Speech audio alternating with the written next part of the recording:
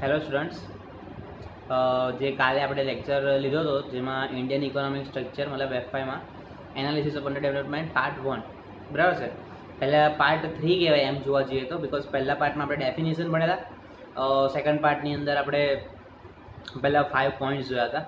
તો આજના વિડીયોની અંદર આપણે સેકન્ડ ટોપિક એટલે કે બાકીના 6 થી 11 એટલે કે 6 to 11ના જે કેરેક્ટરિસ્ટિક્સ છે બરાબર છે, જેની અંદર તમે એવું સમજો કે તમે જોયું હશે કે ડેફિનેશનમાં જેટલા પણ ઇકોનોમિસ્ટ હતા, જેટલા બી પ્લાનિંગ કમિશન્સ હતા, યુનાઇટેડ નેશન્સના જે એક્સપર્ટ હતા, તેમના મતે અંડર ડેવલપમેન્ટની એક ફિક્સ વ્યાખ્યા હતી. શું હતી?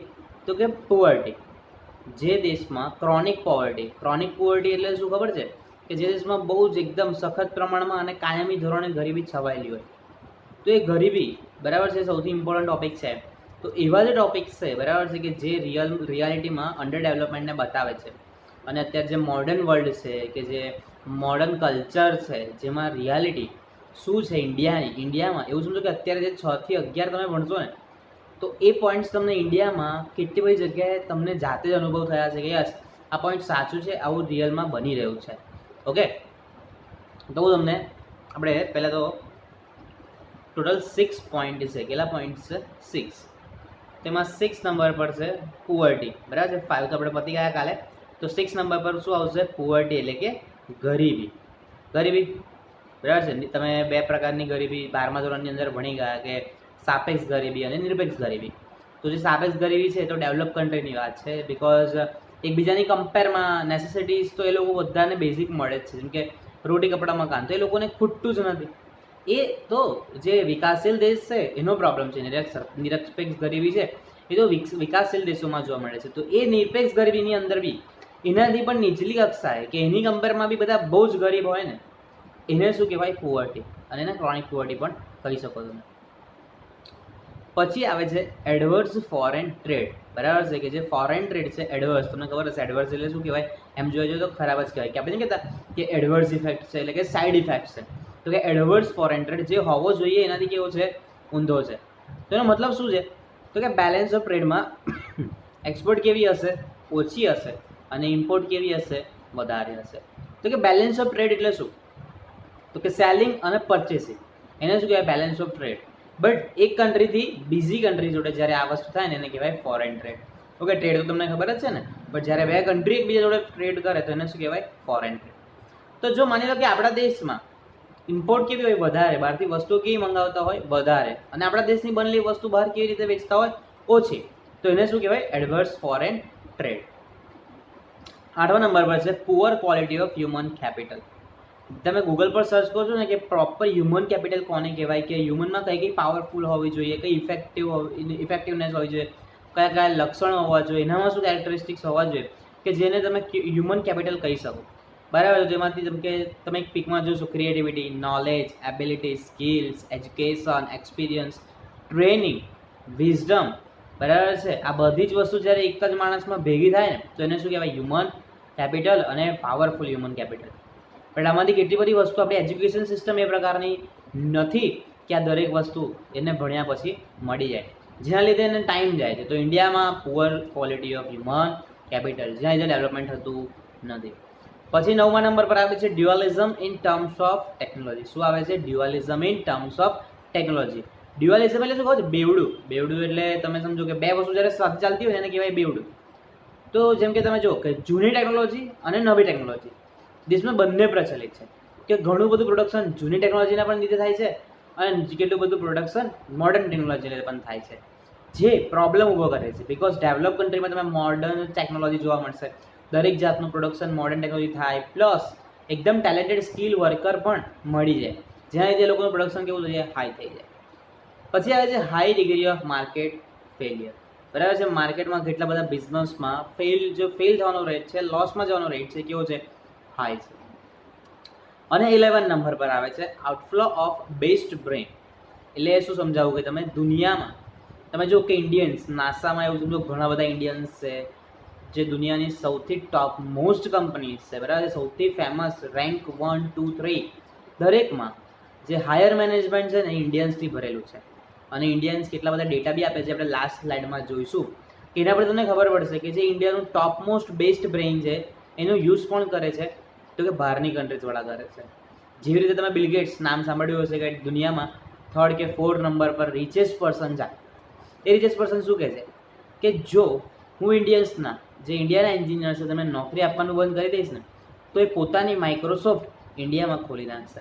તો માઇક્રોસોફ્ટ બરાબર છે વર્લ્ડની ટોપ 5 કંપનીમાં આવે છે. એ કંપનીના ઓનર એવું કહેતા હોય, કંપનીના ફાઉન્ડર એવું કહેતા હોય કે ઇન્ડિયન બ્રેઇન્સ ને હું જોબ આપવાનું બંધ કરી દઈશ તો ઇન્ડિયામાં પોતાની માઇક્રોસોફ્ટ હશે. મતલબ ઇન્ડિયામાં બહુ ટેલેન્ટ છે, બટ જે બેસ્ટ બ્રેઇન છે શું કહે છે આઉટ ઓફ ઇન્ડિયા જતું રહે છે સારા પગાર, સારું રહેન સહેન, સારી જીવનશૈલીની ખોજમાં. ઓકે, તો સૌથી પહેલાં આપણે ભણીશું પુઅર્ટી એટલે કે ગરીબી. Poverty can be defined as a social phenomenon. બરાબર છે, સામાજિક તત્વ છે. કેવી રીતે? આર્થિક તત્વના રીતે નહીં, પણ તમે સામાજિક રીતે પણ જોઈ શકો. In which a section of society is unable to fulfill even its basic necessities of life. In which એટલે કે એમાં a section of society એટલે એક સોસાયટીનો એક ભાગ છે, એક લોકોનો એક ગ્રુપ છે, is unable કે એ લોકો સક્ષમ નથી શું કરવા, તો કે fulfil even its basic necessities of life. એટલે કે એ લોકો જીવનની સૌથી જે બેઝિક નેસેસિટી છે, સૌથી જૂની મતલબ રોટી કપડાં મકાન છે, એક શેલ્ટર છે, રહેવા માટે એક નાની જગ્યા છે, એટલી પણ વસ્તુ જો ના મળતી હોય ને એને શું કહેવાય? પુઅર્ટી. When large number of people are unable to fulfill basic necessities, then there is a mass poverty exists. અને જ્યારે આ સંખ્યા કે આવા લોકોની સંખ્યા વધારે હોય, માસમાં જથ્થામાં હોય ને તો એને શું કહેવાય? માસ પુઅર્ટી. શું કહેવાય? માસ પુઅર્ટી. Although pockets of poverty exist even in developed countries of Europe and America. એટલે ગરીબી એવું નથી કે એકલી ડેવલપિંગ કન્ટ્રીઝમાં છે. ગરીબોની સંખ્યા ઇવન અમેરિકા અને યુરોપ જેવા ડેવલપ એટલે કે સૌથી રિચેસ્ટ કન્ટ્રીઝમાં પણ તમને ગરીબી જોવા મળશે. બટ છે ને બાજુમાં ટેબલ આપ્યું, તમે ટેબલ જુઓ તો બધા નંબર્સ યાદ રાખવાના છે.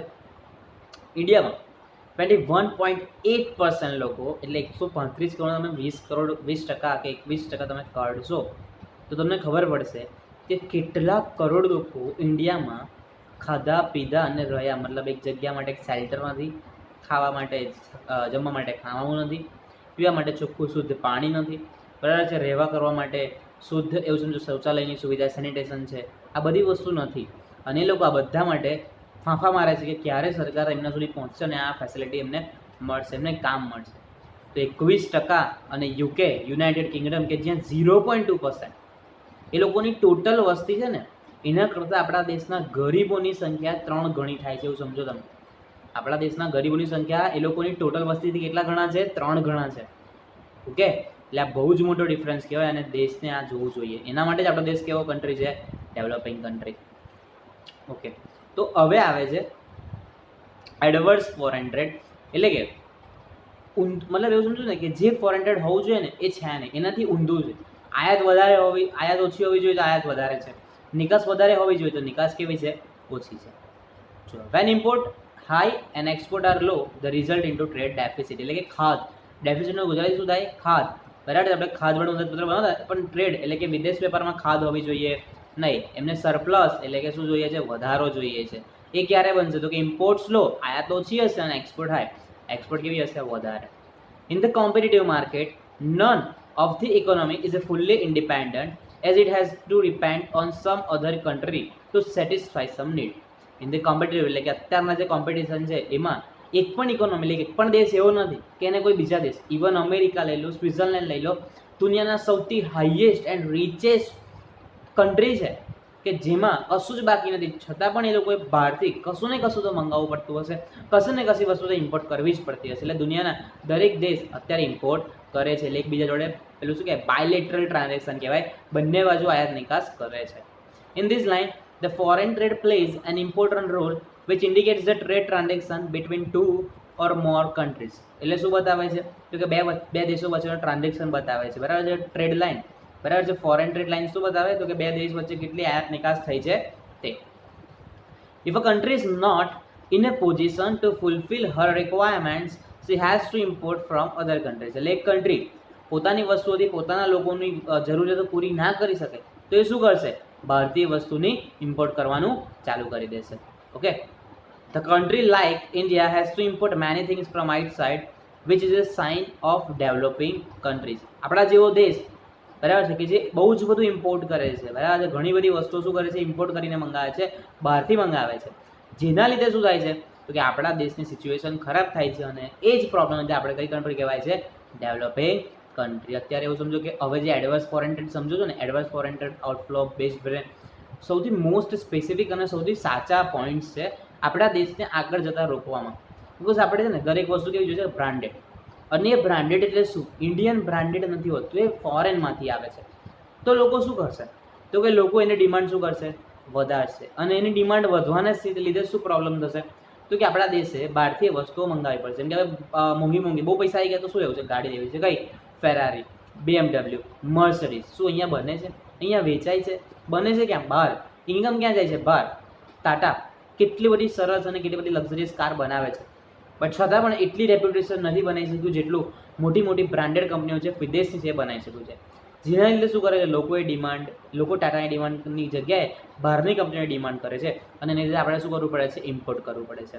બરાબર છે. હવે ઇમ્પોર્ટના તમારી પાસે આંકડા છે કે આટલા $બિલિયન ઓર $મિલિયન. હું તમને પેમ્પલેટ આપીશ, એની અંદરથી તમે ચેક કરી લેજો. અને ટ્રેડ બેલેન્સ એ માઇનસમાં છે. ટ્રેડ બેલેન્સ જોવો છો એ બધી વસ્તુ માઇનસ, એટલે કે એક્સપોર્ટ કરતાં આપણી આટલી ઇમ્પોર્ટ કેવી છે, વધારે છે.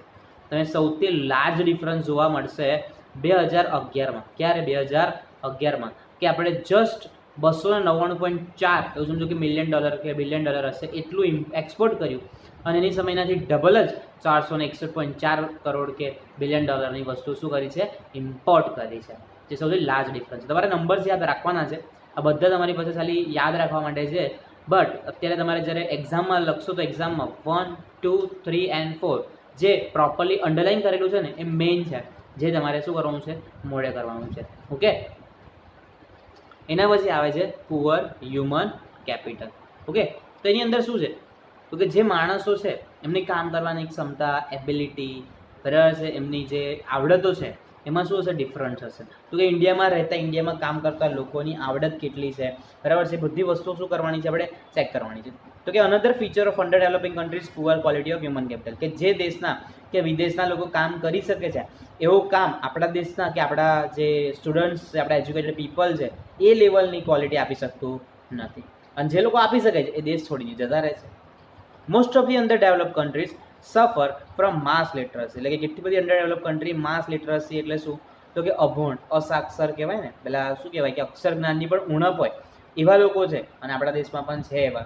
જેના લીધે શું થાય છે, તો કે એ લોકોમાં જે ઇફેક્ટિવનેસ આવી જોઈએ કામ કરવામાં, કોઈ આવતી નથી, જે શાર્પનેસ આવી જોઈએ, જે ટેલેન્ટ હોવું જોઈએ, બરાબર છે, જે કામ કરવાની આવડત હોવી જોઈએ, આવી શકતી નથી. Minimum education of labour is necessary to acquire skill in a rural area where literacy is low. બરાબર છે, minimum education of labour is necessary, મતલબ મજૂરો ક્યાંથી આવે, તો ગ્રામીણ વિસ્તારોમાંથી આવે છે.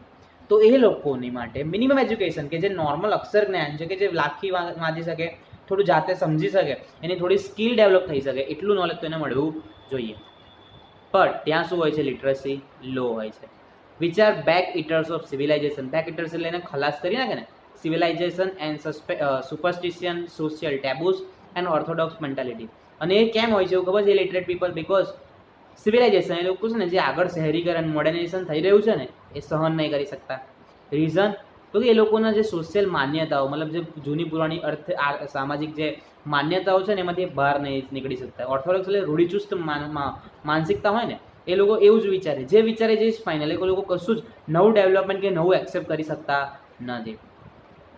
If we enlarge the definition of capital formation, population also plays an important role as a human capital is the ultimate one who handles all other capital. હવે એક વસ્તુ વિચારો કે દરેક કામ કરવા માટે માણસો જોઈશે, તો સૌથી ઇમ્પોર્ટન્ટ ફેક્ટર કયું છે, માણસો. તો જો માણસ જ એટલા પેલું શું કહેવાય, સ્કિલ નહીં હોય, બરાબર છે, તો બરાબર કામ થશે નહીં. એટલે અલ્ટિમેટલી પોપ્યુલેશન સૌથી મેજર રોલ અદા કરે છે.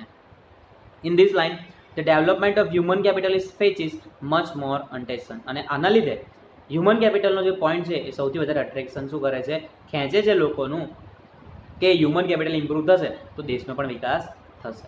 ઓકે, તો તમારી બાજુમાં આંકડા છે, કન્ટ્રી HDI એટલે કે હ્યુમન ડેવલપમેન્ટ ઇન્ડેક્સ, માનવ વિકાસ જે ભણી ગયા છે 2012માં હતો, USA 3, ઇન્ડિયા 136 રેન્ક છે. આ શું છે, રેન્ક. આપણો ક્રમ કયો આવે છે, 136. એટલે માનવ વિકાસ કે માનવની જે લાક્ષણિકતાઓ છે એ પ્રમાણે આપણે 136 નંબર છે લાસ્ટ. જ્યારે USA 3 and 10, Japan 10, 17. First I think Norway છે. કયું કન્ટ્રી છે? નોર્વે છે. આપણે ભણી ગયા છે.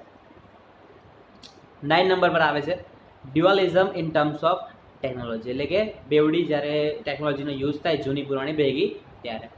In the developing countries like India, the most modern technique and technology exist side by side with the most primitive technique in the same industry. Same industry એટલે કે કાપડ ઉદ્યોગ. માની લો કે એક ઇન્ડસ્ટ્રી લઈએ કાપડ ઉદ્યોગ, તો કે એક જ ઇન્ડસ્ટ્રીની અંદર એક બાજુ એક એવી કંપની હશે કે જે એકદમ લેટેસ્ટ, એકદમ મોડર્ન ટેકનોલોજી, એકદમ જોરદાર ટેકનોલોજીનો યુઝ કરતી હશે, જ્યારે એની જોડે સાઇડ બાય સાઇડ એટલે એની સાથે જ એક એવી કંપની પણ હશે જે એકદમ જૂની પુરાની પદ્ધતિથી પણ કામ કરતી હશે. Most of the output is produce with the help of technology which is inferior જજ બાય મોડર્ન સાયન્ટિફિક સ્ટેન્ડર્ડ. હવે એક પેલી વસ્તુ વિચારો, મોડર્ન ટેકનોલોજીમાંથી બનેલી વસ્તુઓ સામે પેલી તો કેવી કહેવાશે? ઇન્ફિરિયર, એટલે કે ઓછી ગુણવત્તાવાળી, પછી લો ક્વોલિટીની, બરાબર ચાલશે નહીં, લોકો રૂપિયા આપવા રેડી થાય નહીં. હવે એક વસ્તુ સમજો કે ઇન્ડિયામાં કેટલી બધી કંપનીઓ એવી હશે કે જે પ્રિમિટિવ ટેકનોલોજી ઉપયોગ કરતી હશે, તો એ લોકોના ધંધા તો શું થઈ ગયા? ઠપ થઈ ગયા ને. Okay, there sharp difference between develop and undeveloped nation can be traced to a considerably degree to the application of superior techniques by the former. જો આપણે વિકાસશીલ દેશમાંથી વિકસિત દેશમાં પ્રવેશવું હોય તો સૌથી વધારે જરૂરી છે કે જે આપણે જૂની, ફોર્મર એટલે શું છે કે જૂની પુરાની ટેકનોલોજીને ભૂલીને મોડર્ન ટેકનોલોજીમાં આવવું પડશે અને મોડર્ન ટેકનોલોજીનો ઉપયોગ કરવો પડશે. Since new technique are expensive and require a considerable degree of skill for their application in production, the twin requirement for the absorption of new technology are availability of capital and training of an adequate number of personnel. Since new technique are expensive, છતાં નવી technology કેમ ના use થાય? તો કે પહેલાં તો એને વાપરવા માટે એક સ્કિલ લેબર જોઈએ. મોટા મોટા મશીન યુઝ કંઈ જેવો તેવો માણસ કરી શકે નહીં. પ્લસ એ મોડર્ન ટેકનોલોજી કેવી હોય? એક્સપેન્સિવ હોય, મોંઘી હોય. પછી બીજી રિક્વાયરમેન્ટ શું થાય? Absorption of new technology or availability of capital and training of an adequate number of personnel. બરાબર છે. જેના લીધે થશે શું?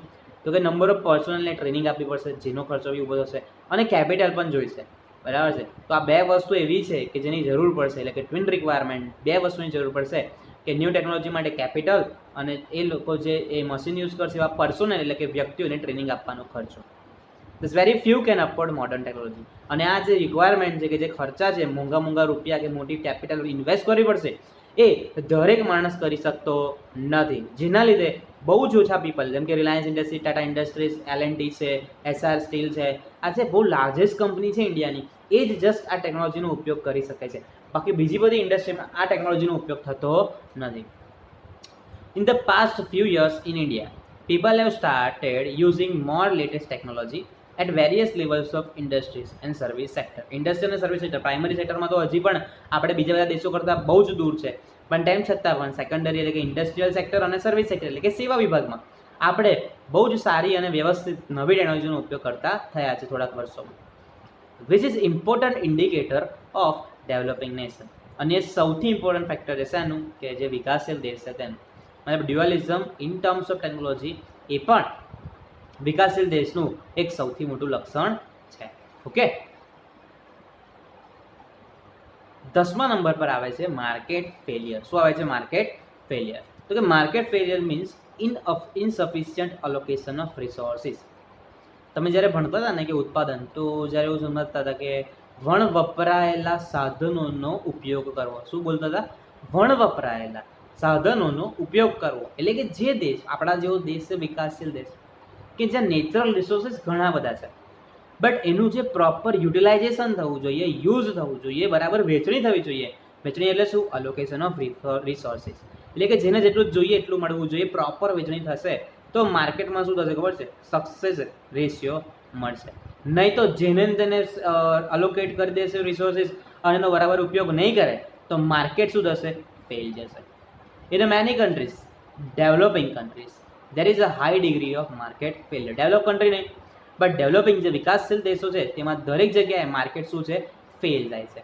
This is due to lack of financial institution and extensive use of natural resources. એટલે કુદરતી સંપત્તિનો જે બગાડ કરે છે લોકો, બરાબર યુઝ નથી કરતા તેના લીધે, અને ફાઇનાન્શિયલ ઇન્સ્ટિટ્યુશન એટલે કે બેંક, ઇન્સ્યોરન્સ કંપની જે કેપિટલ ફોર્મેશન કરે છે. તો કેપિટલ ફોર્મેશન એટલે શું? તો કે આપણે લાસ્ટ વિડીયોમાં મેં તમને સમજાવ્યું હતું કે લોકો સેવિંગ વધારશે, સેવિંગ કરશે અને બેંકમાં જશે ને બેંક શું કરશે એનું ઇન્વેસ્ટમેન્ટ કરીને જે મોટી મોટી કંપનીઓ છે એમાં ઇન્વેસ્ટમેન્ટ આગળ વધારશે અને મોટી મોટી કંપનીઓને ફાયદો કરાવશે. જેનાથી થશે શું તો કે માર્કેટ અપગ્રેડ થશે, આગળ આવશે. બટ એવા ફાઇનાન્શિયલ ઇન્સ્ટિટ્યુશન પ્રોપર છે નહીં. અને બીજું કે નેચરલ રિસોર્સિસનો બરાબર ઉપયોગ થતો નથી. જેના લીધે થશે શું તો કે માર્કેટ શું થશે, ફેલ જશે. અને લાસ્ટ છે આઉટફ્લો ઓફ બેસ્ટ બ્રેન, એટલે કે જેનું બહુ ક્વોલિફાઈડ પર્સન્સ છે એ લોકો ઇન્ડિયામાં રહેવા માંગતા નથી. જો the brilliant and brightest students of developing countries go to develop countries for higher education. જેટલા પણ બ્રાઇટ અને બહુ બ્રિલિયન્ટ સ્ટુડન્ટ છે એ લોકોને ઇન્ડિયામાં એજ્યુકેશન લેવું ગમતું નથી. એ લોકો શું કરશે, પોતાના એજ્યુકેશન માટે બહાર જતા રહેશે. After their education they do not come back to their own country due to dissatisfaction with low salaries and material comforts. હવે 2-3 વર્ષ એ લોકો ત્યાં રહે, બહુ જ સારા સુખ સગવડ ભોગવે. એટલે એ લોકો કમ્પેર કરે કે ભાઈ હું જ્યાં ઇન્ડિયામાં રહેતો હતો ત્યાં અને હું અત્યારે જ્યાં રહું છું ત્યાં બહુ જ બધું ડિફરન્સ છે. બહુ જ ડેવલપ કન્ટ્રીમાં હું રહી રહ્યો છું તો ત્યાં મારી લાઈફસ્ટાઈલ જ કંઈક અલગ મળશે. તો એ શું કરશે, ઇન્ડિયા જઈને નોકરી મળતી હશે તો બી નહીં કરે, બટ જે દેશમાં રહે છે ત્યાં સારી નોકરીની તલાશ કરશે કે ત્યાં મને બેટર જોબ મળશે, સારી નોકરી મળશે, સારી સેલરી મળશે અને સારી લાઈફસ્ટાઈલ મળશે. ત્યાં હું ગમે તેટલું કમાઈશ પણ મને અહીંયા જે મળે છે એવું તો ત્યાં મળી શકશે નહીં. એટલે પોતાની કન્ટ્રીમાં પાછા આવતા નથી. અને last the government of India estimated 13 million Indian human, 1 million એટલે 10 લાખ, 13 મિલિયન એટલે 130 લાખ, એટલે કે 1 કરોડ અને 30 લાખ ઇન્ડિયન હ્યુમન, ઇન્ડિયાના માણસો which are working for develop countries are highly skill and educated. એટલે કે સૌથી ડોક્ટર્સ કહી શકો, સીએ કહી શકો, જે લોકો બહુ એજ્યુકેટેડ છે, જે ઇન્ડિયાના છે બટ કામ ક્યાં કરે છે બહાર. હવે એક આ ફોટો છે મેં તમને ઇન્ટરનેટ પરથી લઈને મૂક્યો છે કે according to reports Indian are the most intelligent. Indian brains are સૌથી પાવરફુલ હોય છે ઇન્ડિયન બ્રેન્સ, બરાબર છે એવું કહેવા માંગે છે. In most companies they on top positions, એટલે કે દુનિયાની સૌથી મોટી મોટી કંપનીઓના ટોપ પોઝિશન પર એ લોકો બેઠા છે. નાસા, ગૂગલ, માઇક્રોસોફ્ટ, એપલ દુનિયાની ટોપ 10 કંપની છે. નાસા એક રિસર્ચ સેન્ટર છે અમેરિકાનું. Have Indian brains but they have to leave India for opportunities and real problems are education system and government. પણ એ લોકો ઇન્ડિયા છોડીને જતા રહે છે. જેમ કે જેનો ફોટો આપ્યો છે ને સુંદર પિચાઈ, બરાબર છે, આપણે એકવાર તમને લેક્ચરમાં આસ્ક કરેલું કે સુંદર પિચાઈ કોણ છે, તો આ સુંદર પિચાઈ છે, ગૂગલનો સીઈઓ, બરાબર છે, ગૂગલને આ સંભાળે છે. એની સેલરી સૌથી વધારે છે, બરાબર છે. એ સેલરીને અહીંયા ઇન્ડિયામાં કોઈ કંપની પે કરી શકતું નહોતું, એટલે એને શું કરી દીધું, દેશ છોડી દીધો. અગર એ અહીંયા હોત તો આપણા ત્યાં બી એક પોતાની શું હોત, ગૂગલ હોત. If they start for work for India then India can be the super power within some time. તો આ બધા જ માણસો જો ઇન્ડિયાને આગળ લાવવામાં કામ કરવાનું ચાલુ કરી દે તો ઇન્ડિયા થોડા સમયમાં શું કરે, સુપર પાવર બની જાય. ઓકે, તો આ તો આજનો ક્વેશ્ચન. કંઈ બી ડિફિકલ્ટી હોય તો તમે મને મેસેજ ઓર કોલ કરી શકો છો. Okay, good day.